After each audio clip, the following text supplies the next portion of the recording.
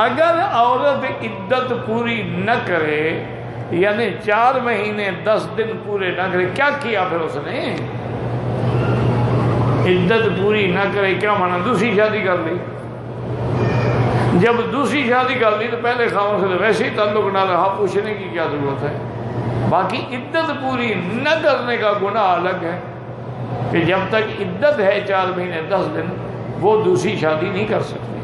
یا اگر خاوند مر گیا ہے اور وہ حاملہ ہے تو جب تک وضع حمل نہ ہو جائے وہ عدت پوری نہیں ہوگی اور دوسری جگہ وہ شادی نہیں کر سکتی۔ کہتے جی کہ شوہر کے مر جانے کے بعد عدت پوری کرنے کا حکم کیوں ہے؟ اس لیے کہ ممکن ہے اس کے بطن میں اس کا نطفہ ہو، تو اللہ جانتے ہیں۔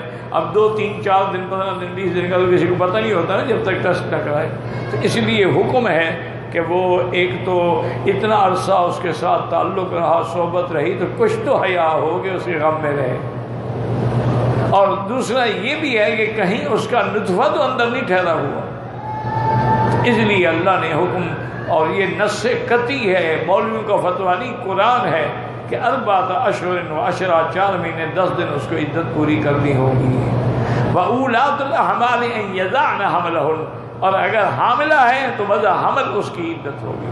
اچھا یہ بھی خدا کی شان ہے، مثلا حمل تھا، اس کو حمل تھا 8 مہینے کا، 1 مہینے کے بعد بچہ پیدا ہو گیا، عدت پوری ہو گئی، وہ 4 مہینے 10 دن چاہے نہ ہی گزرے، چونکہ اس کی عدت ہے حمل کا گزرنا۔